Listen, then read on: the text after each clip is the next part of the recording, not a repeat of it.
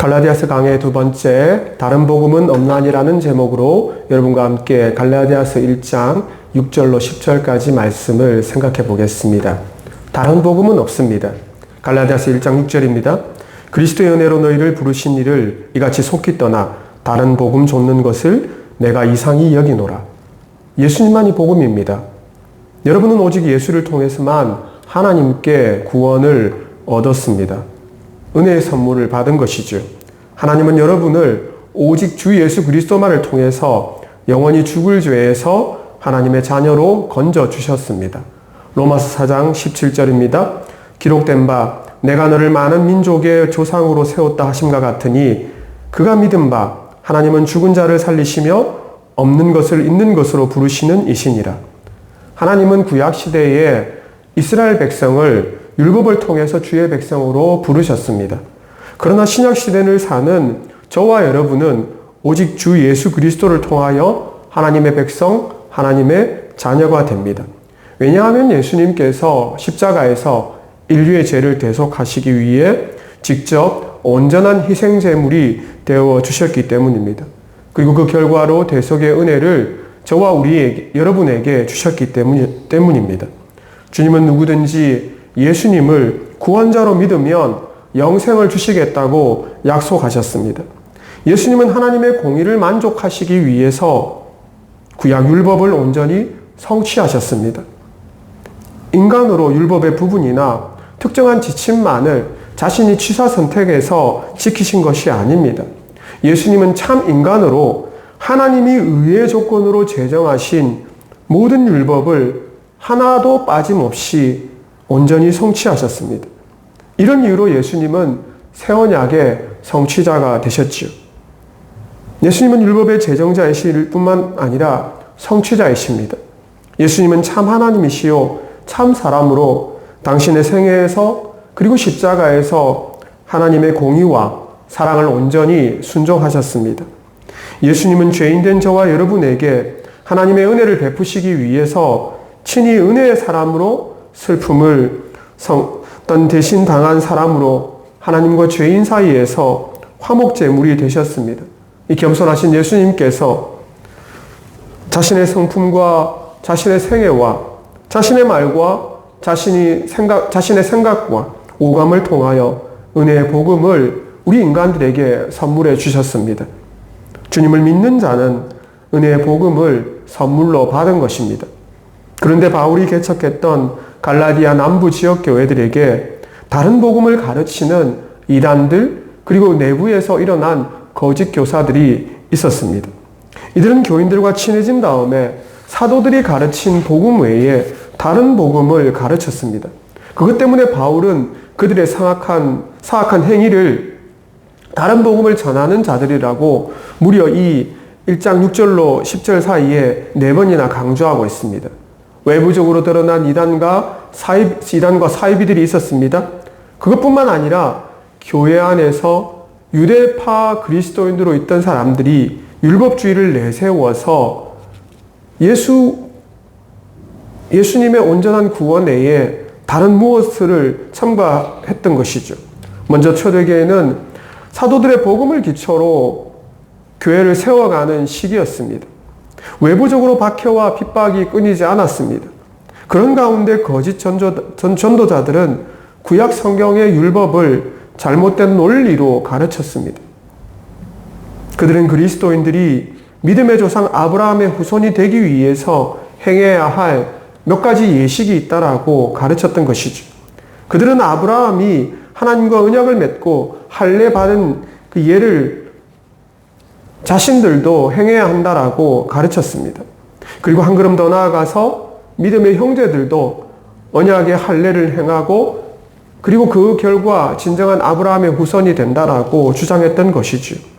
이들은 예수 그리스도의 믿음에 대해서 할례 그리고 다른 율법, 절기들을 반드시 지켜야 한다고 주장했습니다.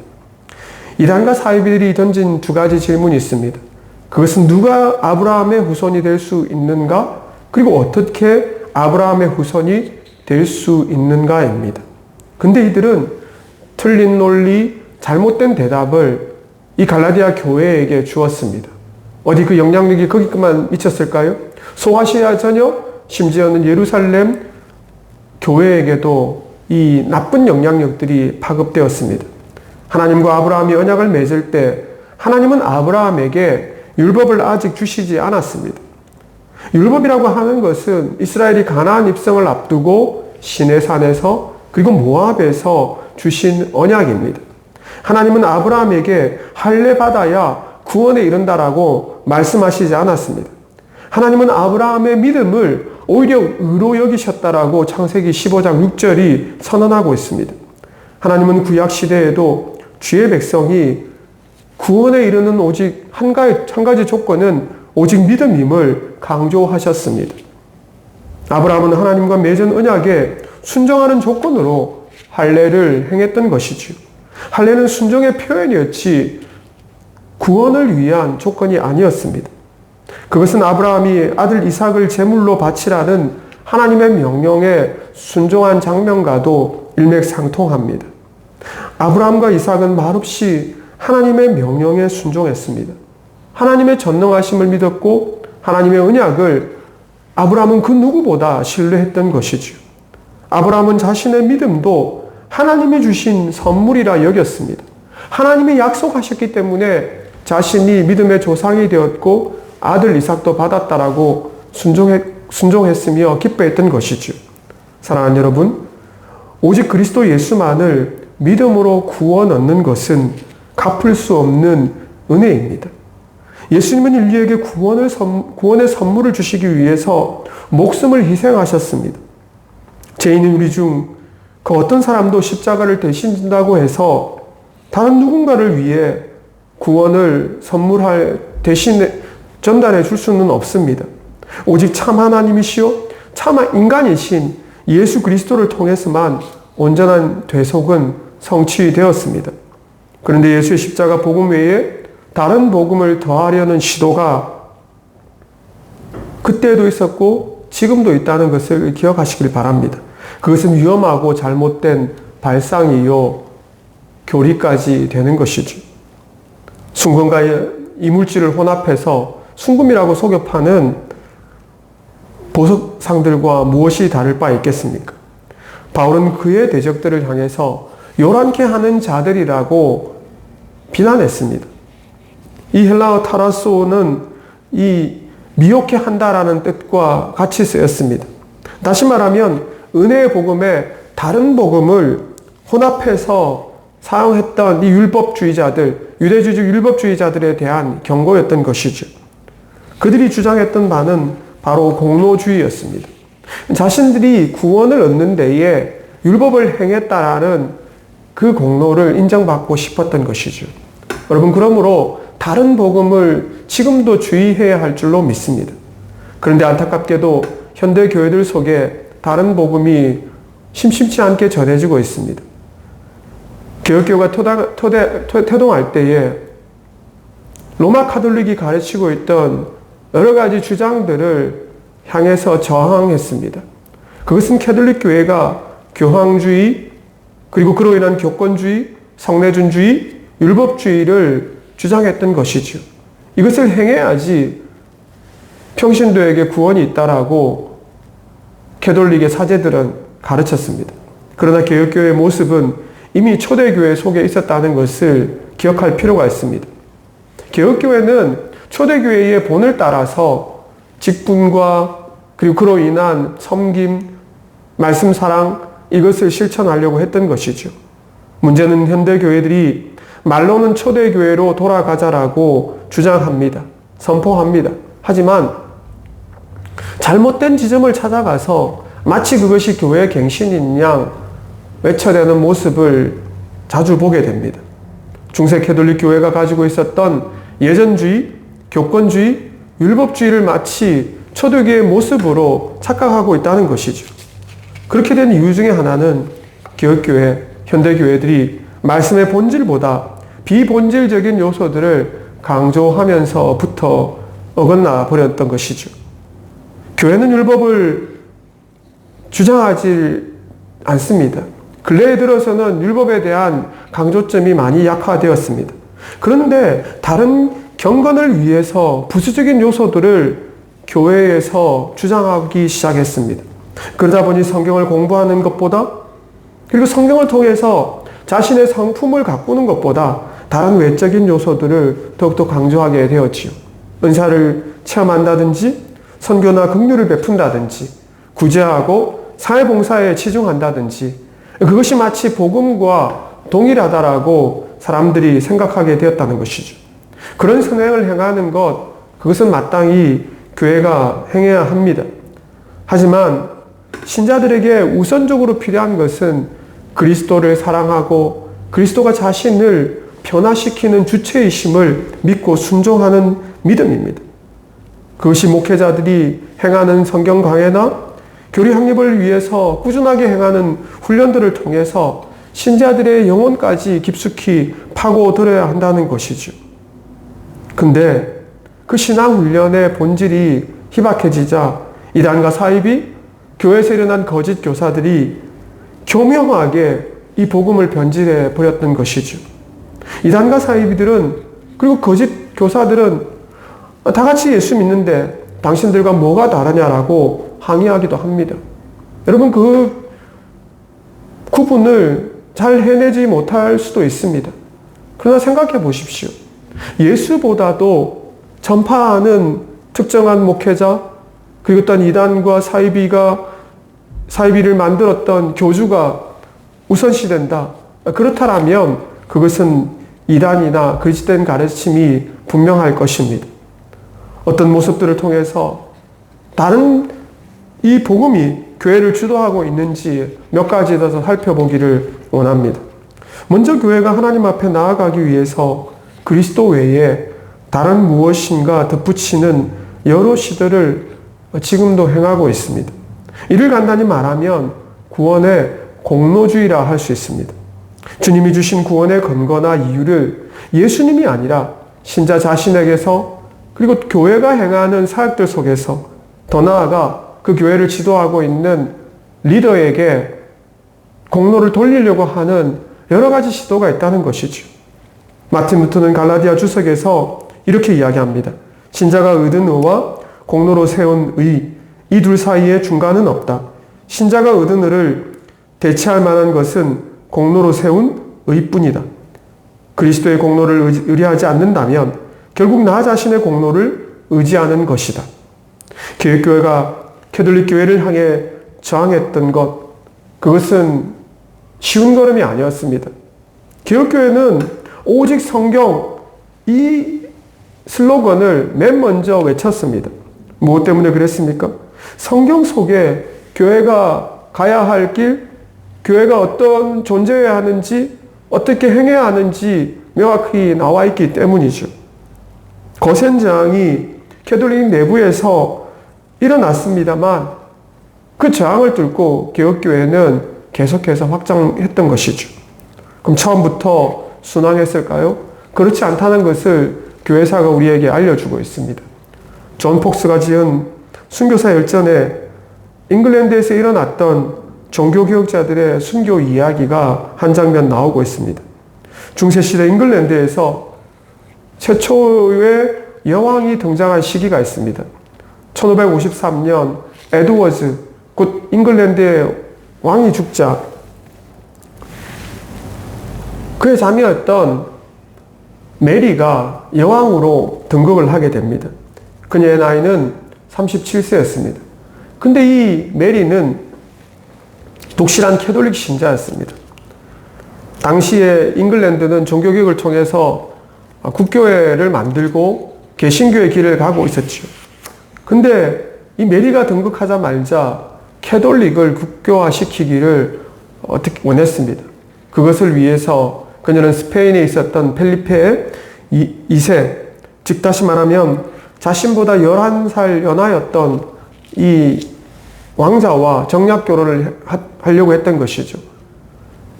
외부 힘, 스페인의 국력을 빌어서 잉글랜드를 캐톨릭 국가화 하려는 것이 메리의 주된 의도였다는 것이죠. 근데 이를 잉글랜드에 있던 시민들뿐만 아니라 교회가 가만히 있지를 않았습니다. 그 여파로 메리는 피해 숙청을 잔혹하게 시행했던 것이죠. 무려 3년 동안에 무려 약 300명에 가까운 종교개혁자들이 화형장에서 화형을 당하고 순교했습니다. 종교개혁자들은 오직 말씀만을 외쳤는데 반해 이 메리가 가지고 있었던 의도는 자신의 권력, 자신의 탐욕, 그리고 자신의 욕심을 종교를 이용해서 교회를 탄압했던 것이죠. 그와 비슷한 일들이 지금도 일어난다는 것을 우리는 기억해야 할 것입니다. 단지 피만 없을 뿐이지 교회 속에서 얼마나 그런 일들이 자행되는지 돌아보아야 할 것입니다. 둘째, 현대교회는 복음 말고 다른 부수적인 것들을 지금도 많이 강조하고 있습니다. 종교다운주의는 복음의 배타성이 잘못되었다라고 주장합니다. 다시 말하면 교회 속에 복음주의가 아니라 구원이 여기저기에 있다. 구원의 길은 하나가 아니라 여기에도 있고 저기에도 있다라는 가르침들이 생겨났다는 것이죠. 근데 여러분, 인간은 전적으로 타락했다라고 성경은 우리에게 선언합니다. 그 모습을 어떻게 알 수 있습니까? 성경을 통해서 자신의 모습을, 추라한 모습을 면밀히 살피다 보면 그 누구보다 추한 죄인이 자신임을 발견하게 되죠. 그리고 그 사실을 주님의 말씀 안에서 자각하고 주의 은혜 아니면 구원에 이룰 수 없다라는 것을 시인하는 것이 바로 신자된 도리입니다. 하지만 종교다운주의가 말하는 복음은 다른 데 있습니다. 예수를 믿는 신앙 말고 인간이 고상하며 인간이 선하며 인간이 교양 있고 인간이 사랑할 수 있는 충분한 능력과 품이 있다라고 가르치는 것이죠. 그리고 거기서 더 나아가서 타 종교인들에게도 구원의 길이 있다라고 이들은 스스럼없이 주장하고 있습니다. 이들은 오직 예수 아니라도 구원에 이를 수 있다라고 말하고 있죠. 그들이 내놓고 종교다운주의라고 말하지 않습니다. 내가 교양이 있고 그 다음에 평등하고 포용력이 있다라는 그 주장 속에 예수 복음 외에 다른 무엇을 첨거하고 가르치고 있다는 것이죠. 하나님의 영광과 존귀, 은혜가 이들의 주장 앞에서는 아무런 능력이 없는 것처럼 선포되고 말 것입니다. 청년들에게 지금 경제와 공정이 화두입니다. 경제를 해결하고 공정하게 기회를 부여하며 부여받는 사회가 성경적 사회인 것은 맞습니다. 그런데 경제 안정이나 공정한 기회를 오해해서 하나님을 배제한다 하는 시도가 교회 속에서 먼저 일어난다면 그것은 성경을 잘못 적용한 것이 되겠지요. 복음 아래서 모든 제도와 모든 사랑의 물줄기가 흘러가야 할 줄로 믿습니다. 소비자 중심주의에 젖어서 예배의 본질보다 신자들이나 비신자들이 예배를 어떻게 드리는 좋을지 하는 조사를 통해서 예배의 형식을 바꾸고 예배를 마치 엔터테인먼트를 하듯이 변경한다면 그것도 복음을 바꾸는 일이 될 줄로 압니다. 여러분, 복음은 내 마음대로 살라고 외치지 않습니다. 복음은 우리에게 한 가지를 요구합니다. 오직 구원은 철저히 예수 그리스도의 희생으로 얻은 은혜의 선물임을 고백하라고 우리에게 요구합니다. 여러분은 복음의 빚진 자입니다. 하나님의 은혜와 사랑으로 구원을 얻은 자입니다. 그것은 과거 어느 때에 있었던 일이 아니라 지금도 누려야 하고 현재 진행형으로 일어나야 하는 사건이라는 것이죠.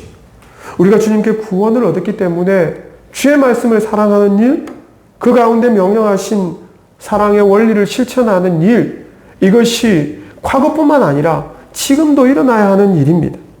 결코 우리의 공로를 자랑하기 위해서 복음을 가볍게 여기는 일은 없어야 할 것입니다. 그러므로 복음이 선포될 때마다 겸허하게 주님의 구원 앞에 감사하는 저와 여러분들 되기를 바랍니다. 그 은혜를 주변 사람들을 위해서 나누고 베푸는 결단이 여러분의 삶 속에 있기를 소망합니다. 세 번째, 변질된 복음이 현대교회에서 잘못된 형태로 나타나는 현상이 있습니다. 우리는 모두가 복음의 빚진 자들입니다. 그런데도 교회가 자꾸 타인을 밀어내는 모습을 보게 됩니다. 교회는 마음 맞는 사람, 직업이 같은 사람, 경제 수준이 비슷한 사람들만 모이는 공동체는 아닙니다. 누구나 올 수 있고 누구든지 상대방을 향해서 편견과 선입견 없이 바라보며 섬기고 품을 수 있어야 합니다. 근데 이것을 오해하는 사람들이 교회 속에 있습니다. 교회에 속한 이들은 영적인 가족입니다. 자신이 가족을 택한 것이 아니라 영적 가족에 내가 속하게 되었다라는 것을 기억할 필요가 있습니다. 우리는 교회를 우리 스스로 선택할 수 있다라고 착각합니다. 마치 마트나 인터넷 쇼핑몰을 통해서 상품을 선택하듯이 교회도 선택하고 교인도 선택해야 할 수 있다라고 착각하죠. 아니 자신을 해롭게 하고 도와줄 만한 교인들이 있는지 먼저 살피기도 합니다. 지금의 신자들은 주의 말씀보다 외적인 요건들을 더 강조하죠. 그것이 과연 복음의 원리요, 복음이 원하는 바일까요? 언제든지 영적 필요는 자신이 채울 수 있다라고 자만하기 때문에 교회를 떠나는 이들, 그리고 교회 속에서 물러나서 내가 고상하다고 말하는 자들이 생겨나게 된 것일 줄로 압니다. 그들이 더 중요하게 생각하는 것은 골치 아프지 않고 덜 피곤해하고 덜 헌신하며 신앙생활하는 교회에 속하는 것이죠. 그 교회는 바로 지역교회가 아니라 그냥 내가 그리스도인이라는 이름에만 속해 있으면 된다라는 안일한 생각입니다. 그러면서 직분자의 어떤 이들은 오르기 위해서 자신의 신앙이 마치 좋은 듯이 인정받으며 그것을 그만이라고 착각하는 이들도 있습니다. 다른 모든 사람들을 내치고 교회 리더십과 자신이 그냥 이 생각을 맞추면 그만이라고 생각하는 이들도 있습니다. 그 두 양극단이 모두 바른 복음이 아님을 기억하십시오. 그것은 다른 복음의 기인한 잘못된 시도들입니다. 근데 여러분, 복음이라고 하는 것은 받을 때는 좋습니다. 하지만 받고 나면 고난의 길을 반드시 걸어가도록 우리에게 요구한다는 것을 기억하십시오. 주님이 주신 복음은 갚을 수 없는 은혜로 우리에게 주어진 것입니다. 주님께서 대속의 사랑을 지불하고 우리에게 주신 선물이죠. 주님은 주의 자녀가 하나님의 사랑을 그저 받는 것으로 끝나지 않기를 원하십니다. 오히려 주님께 받은 사랑을 자신이 깨달을 뿐만 아니라 타인들을 향해서 베풀고 나누고 인내하기를 더욱더 원하십니다. 여러분, 복음을 아는 사람은 다른 사람을 품는 일에 최선을 다합니다. 다른 사람을 사랑하고 인내하는 일에 섬기는 자의 자리에 앉습니다. 사랑하는 일, 다른 사람들을 품는 일, 그것은 마땅히 겸손과 온유와 인내가, 다른 사람을 사랑하고 품는 일은 인내가 필요하고 겸손과 온유가 필요합니다. 사랑의 능력과 훈련이 필요한 법이지요. 처음부터 내 마음에 맞는 사람은 없습니다. 처음부터 내가 섬길 수 있는 사람도 없습니다. 복음은 하나님과의 관계 회복이요, 신자들 간의 관계 회복도 변화시키게 되어 있습니다. 여러분이 진정 복음으로 인해서 하나님과의 깊은 사귐을 누리고 있다면 타인을 품고 용납하는 품이 넓은 사람이 될 줄로 믿습니다. 물론 그 과정은 지난합니다. 때로는 견딜 수 없을 만큼 고통이 뒤따릅니다. 그럼에도 신자가 교회 안에서, 가정 속에서, 직장 속에서 다른 신자이든 가족이든 직장 동료를 가족으로 품고 사랑하는 일, 그것의 기초가 무엇인지 기억하십시오. 그것은 주님이 여러분을 연약함에도 불구하고 흠이 많음에도 불구하고 품어주신 사랑뿐입니다. 저와 여러분이 타인을 사랑하며 섬길 수 있는 동력은 오직 예수뿐임을 기억하시길 바랍니다. 여러분이 사랑하는 대상이 예수님이라면 여러분의 생각과 말과 행동 가운데 분명히 그리스도가 드러나게 될 것입니다. 예수님은 원수처럼 배신한 제자들도 품어주시고 사랑하셨습니다. 그렇듯이 우리에게도 교우들, 가족들, 직장 동료들, 아니 사역이나 모임에서 만나는 모든 이들을 참으며 이해하며 품으라고 격려하십니다. 작은 교회일수록 사실 하나님이 더욱독한 훈련을 시키십니다.